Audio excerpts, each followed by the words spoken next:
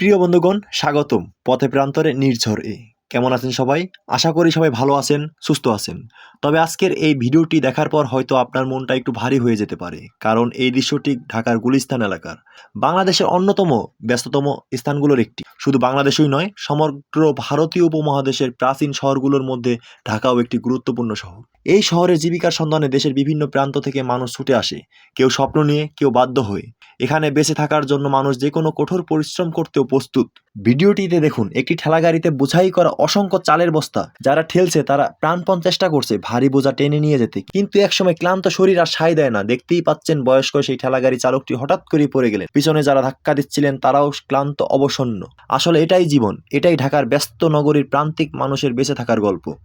এই শহরে দুবেলা, কখনো 3 বেলা ভাত জোগাড় করার জন্য মানুষ অক্লান্ত পরিশ্রম করে যায়। দেখুন, লোকটির বয়স হয়তো 70-এর কাছাকাছি, তারপরেও তিনি থেমে থাকেননি। জীবন তাকে থামতে দেয়নি। এখন আপনাদের কাছে একটি প্রশ্ন রেখে যেতে চাই। আপনাকে যদি এমন একটি ঠেলাগাড়ি টানতে দেওয়া হয়, আপনি কি পারতেন? আপনার মতামত অবশ্যই কমেন্টে জানাবেন। ধন্যবাদ।